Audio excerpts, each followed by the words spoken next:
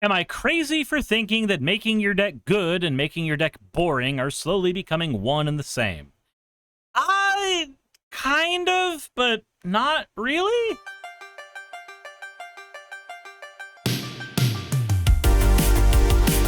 How's it going, guys? Suris here, and I know that y'all seem to respond pretty well to me looking at some of the Reddit posts over on r/EDH, so I wanted to look at another one today.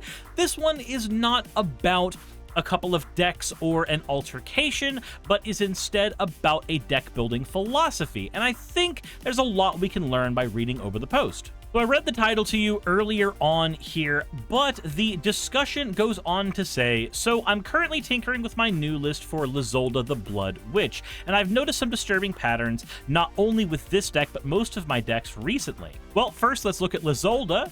Pay 2, sack a creature, deals 2 damage to any target. If the sacrificed creature was red, draw a card if it was black. Okay, seems like a pretty standard aristocrat style commander. I found the deck was really good at doing a bunch of game actions, but not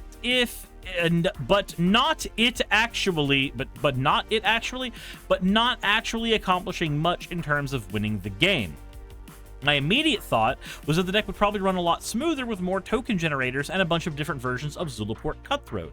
So I did that, and lo and behold, the deck was in fact much more consistent and effective at ending games. It also had the immediate and obvious side effect of being really goddamn boring, because you're basically just playing the exact same cards every single game. You just have effectively like 12 copies of each of the relevant ones. It then dawned on me that this is pretty much where all of my deck building frustrations have been coming from.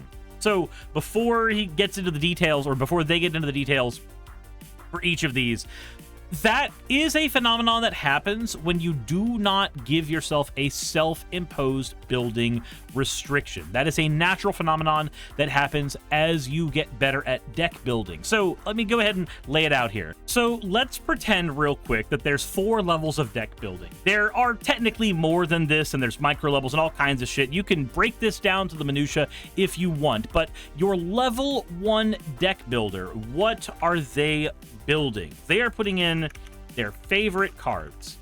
That level 1 deck builder sees cards they like and puts them in, and then they go and put them in.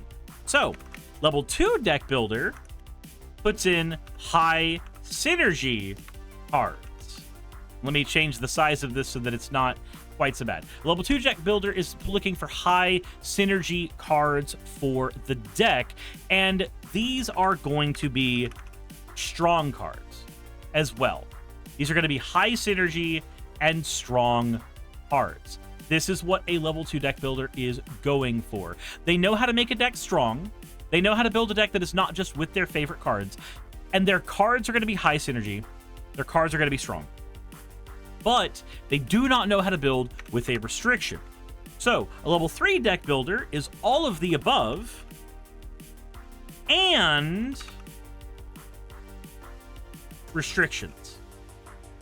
So a level 3 deck builder can build a deck that has high synergy and strong cards and work within deck building restrictions. These can be deck building restrictions based on budget. These can be deck building restrictions based on self-imposed rules, like this deck can only run certain cards from my cards with certain artworks on them. So like the Nicol Bolas deck, the bracket 1 deck, that is a bracket 1 deck in power, but it takes a lot more game knowledge to build a deck that has some type of cohesion with also just cards with Nicol Bolas on the front. So a level 3 deck builder can build a deck with high synergy and strong cards, but they can also build within self-imposed restrictions. They can limit the power level of their deck. They can limit the scope of their deck and still come out with a deck that is very, very strong at the end. Now, your level 4 deck builder is all of the above, but there's one other thing. A level 4 deck builder can do anything. So this level 4 deck builder is not just building with high synergy cards, not just building favorite cards. This is a person that is building a bracket 1 deck perfectly. This is a person that is building a bracket 2 deck perfectly. This is somebody who is able to design a precon for Wizards of the Coast and then design a deck to go into a CEDH tournament and then design a deck that can go into a low-level casual pod. They know enough about the game. I am not this person, by the way. I'm not a level 4 deck builder. I'm not that fucking good, right? They know enough about the game to build a deck for every bracket level, build a deck for every power level, and build a deck for any table, and be able to recognize when and why certain things aren't working at a glance. I'd say I'm somewhere between level 2 and 3. I focus on high synergy and strong cards. I focus on winning, but I can build with some restrictions. I don't like playing tutors. I don't like playing 2-card infinite combos. I don't play with super high budget stuff all the time if I'm building $15 decks. Like, I can build with some restrictions, but not all restrictions. But I would argue most Commander players are somewhere between these two players. They're either a level 1 deck builder, they put their favorite cards in that work with the theme, or they're a level 2 deck builder. They know enough about the game to put in high synergy and strong cards, but they do not know enough about the game or are not comfortable enough with the game to restrict themselves. So what's going on here? If your deck feels the same, then it's because you know enough about high synergy cards. You know enough to make those high synergy cards something that you lean on, but you may not know enough about the game, or you may not be comfortable enough with the game, or any number of things that are preventing you from being able to build within certain restrictions. So if you're seeing the same cards over and over again, pick cards that are different than those cards. There's a reason why I have built and rebuilt my Sephiroth deck so many times, and it's varied in power every single time. When I start seeing a strategy too often and I get bored of that strategy, I will swap the deck around there. There's a lot of things you can do to swap a deck around in what it is doing. So, like, my full power Sephiroth deck has Diluvian Primordial, Sepulchre Primordial, and Valgavoth Terror Eater as the big targets. It's got a lot of board wipes. It has MDFC board wipes. I love those things a ton. It's got a handful of ways to copy and clone cards. It has 2 ways to go into the dungeon specifically. It has a massive draw engine. And when you look at this deck and you compare it to the $15 Sephiroth deck, we see something very, very different. Some of the board wipes are the same. The Cataclysm Gearhulk is there still, but now I'm running a Scion of Darkness, a Zatalpa, and a Sphinx of the Steel Wind. The Zatalpa's here solely because I want to run Zatalpa in more decks, but it's such a restrictive card. The deck leans on more and more varied clones because at that level you can. The deck's draw engines rely just as much on tutors, but have cards that sacrifice creatures like Nasty End, which are not present in the full power version of Sephiroth because it has access to cards like Monument to Endurance. When you go into the dungeon, this deck has more cards that go into the dungeon because without a stronger draw engine, the deck needs more ways to do the dungeon ability. Now, both full power Sephiroth and $15 Sephiroth are running very little ramp packages because they are still the same deck, and they are both running strong reanimation packages, but the full power Sephiroth can rely on more reanimation spells, whereas $15 Sephiroth is having to rely on fewer of them and instead getting dungeon triggers off instead. This drastically changes the flavor of these decks, and it allows them to feel different while still being very powerful, similar decks. So if all of your decks end up looking the same, that means that you need to be spending more time looking at alternative cards that do similar to what your cards are doing, or do them at a different power level. Maybe they cost more mana, or cards that do what you need but also have separate tertiary abilities as well. Like in Sephiroth, I love Valkyrie's Call. This is a reanimation spell more than anything, but it also gives my cards flying, which allows me to close out games better in case my cards die. It just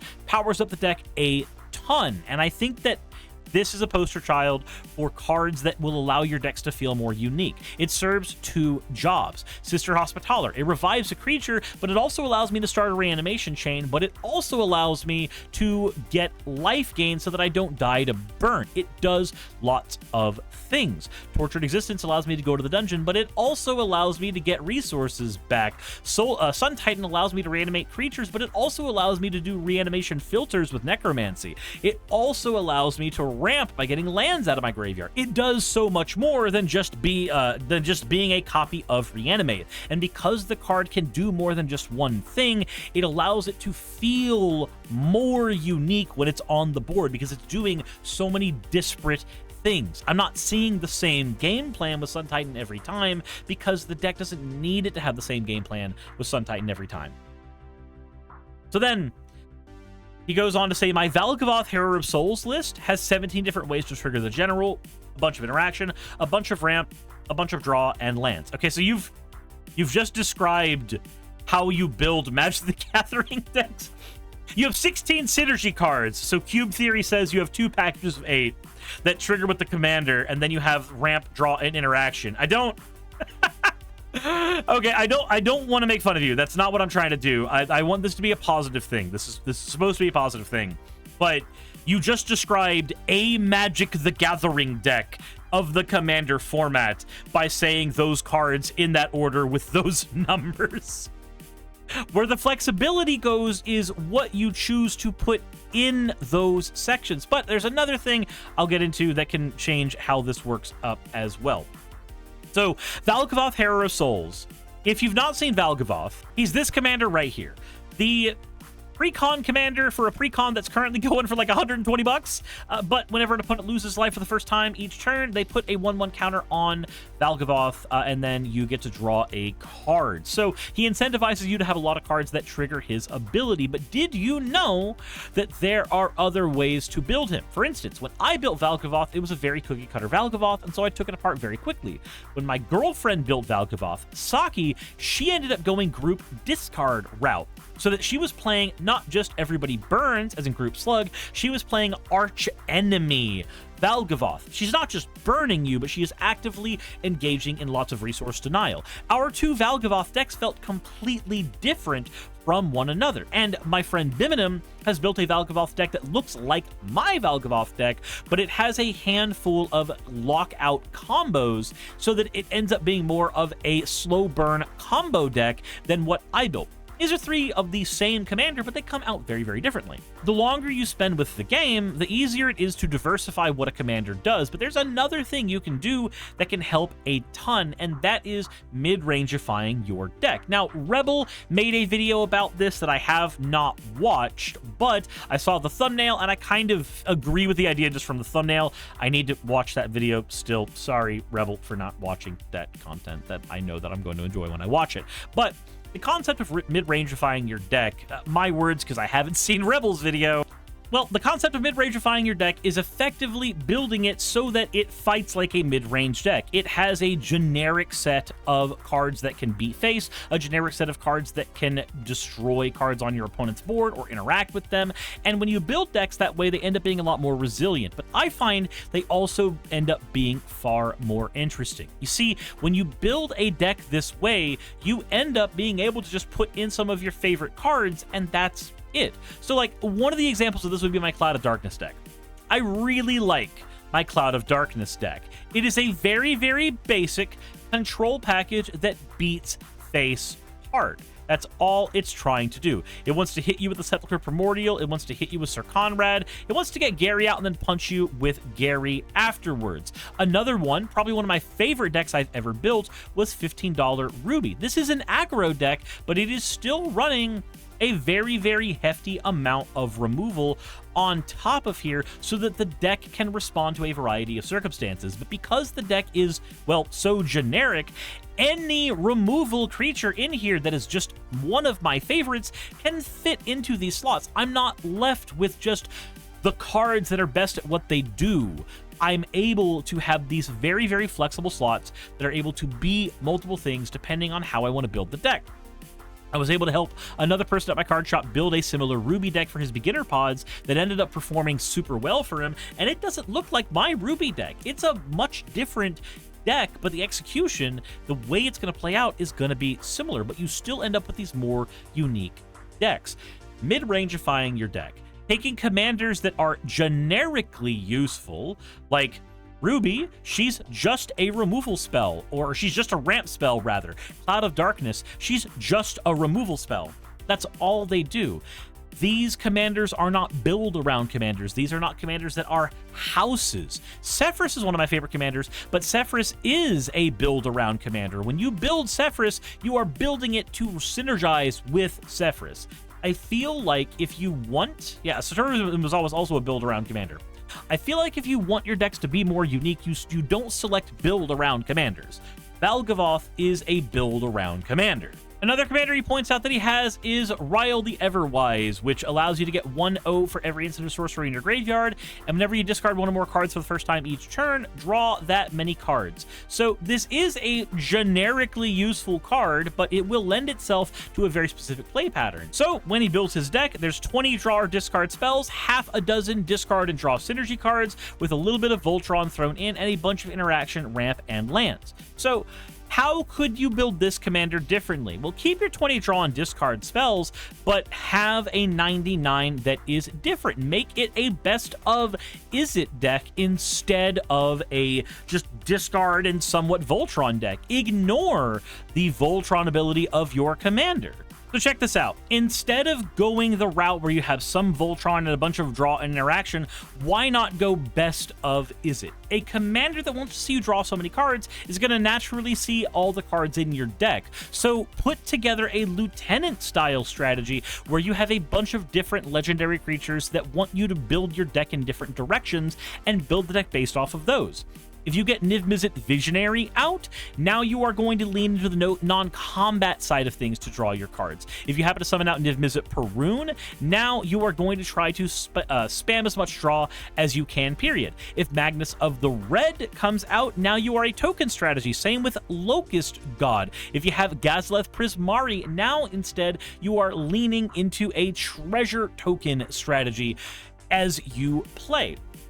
Put in cards that are generically good, if you already have those, and then fill your deck with cards that will force you into different aspects of what Izzet can do. Nira Wild Mage allows you to get just random spells from your deck. Just have that in the 99 of your deck. Here comes Nira. My deck's going to feel super different when this comes out, but if my deck pulls out Izzet Paragon instead, Melik is going to allow me to sculpt my hand a little bit better. And if I have Arjun Shifting Flame, then I'm going to be able to draw even more cards at a stupidly rapid rate. And if you still want to have that Voltron win condition, get rid of your Voltron cards and instead put Captain Howler in your deck so that he can give you access to even more Voltron power, but he only comes out every once in a while, and he leans into that lieutenant strategy. If you want your generic commander to feel less generic, to feel less by the books, then all it takes is for you to lean it into a different direction. Stop looking at your commander as the signpost for your highest energy and strong cards and start imposing deck building restrictions. Level up from a level 2 deck builder and level up into a level 3 deck builder. Move away from best ofs and, oh my god, I need to win better cards, and lean into how many wacky ways can I win? How can I win under a certain set of restrictions? Lean into those things, and you're going to have a lot more fun, I think. Points out, my decks all have interaction, card draw, ramp, lands, a way to end the game. Interaction, card draw, ramp, lands, a way to end the game. Yeah, cool. That's basic deck building philosophy, but it is within that deck building philosophy that you can have a lot of flexibility. So there's a quote about making music that frustrates people, but it's still a true quote that is still incredibly helpful. It's the minute that I learned that there was a finite amount of musical notes. There was a finite amount of music that could be made. I felt like my world shrank. But it's when you start looking at how you can compose those musical notes differently that your world expands. It's depressing to know there's a finite amount of strategies in a game, but it's infinitely revealing of what kind of a player you are in how you execute those strategies. Yes, Aristocrats is a cookie cutter strategy, but there's 100 different ways to build Aristocrats. Yes, Reanimator is a cookie cutter strategy, but there's 100 different ways to build Reanimator. It's depressing to eat your veggies in Commander and realize my deck needs to have interaction, card draw, ramp, lands, and a way to end the game, but it's within those restrictions that you will find that you can bust out something very, very unique. If we look at Niv Mizzet Reborn, one of my favorite decks I've ever built on the channel, Reborn wants you to see a lot of cards that specifically have 2 colors, and I built him to be a Spellslinger deck because I feel like that's well within what Izzet wants to do. So he's got a 28 card removal package, but all of the removal cards are 2 color cards. This puts me in a very, very restrictive build mode that I normally don't have to play within. But if I'm building Umezawa's got a lot of removal as well, but his removal are almost all flying creatures that can get rid of cards on the board because those are what work well within what Umezawa wants to see. Sephiroth's removal, on the other hand, shares some stuff with Umezawa's, but Sephiroth is almost all based on creatures whose enter the battlefield effects give me a ton of advantage. So a Curse Marauders, Plague Crafters, these do more work in Sephiroth than they do in a deck like Umezawa, and because she's a wizard, she has access to Wizard's Retort, which is not something Umezawa has access to. Yes, all of these decks have a removal package, but these removal packages get to look very differently because of how much the decks differ in what they are wanting to do. So yes, it is initially upsetting or depressing or frustrating to know that to build a good deck, you have to have a good balance of interaction, card draw, ramp, lands, and then a way to close out the game. But if you are choosing ways to close out the game that aren't combo pieces and rely on you building up a different unique board state every time, that's gonna help. If you are building your deck with lands that are always generally useful, don't just run 38 lands. Run 30 lands and then a bunch of MDFCs and then a bunch of utility lands and then a bunch of lands with cycling so that these lands are always active and making you make different choices.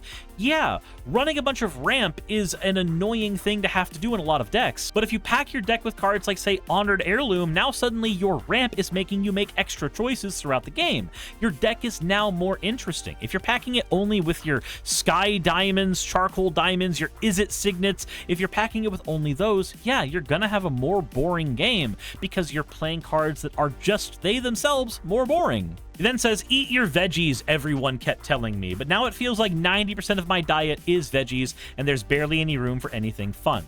So this is a wild statement that I understand. I understand where you're coming from, and I really, really do appreciate what you're trying to say. You're frustrated that you built your deck to be more efficient and you built it to be more good, but now the deck is more boring.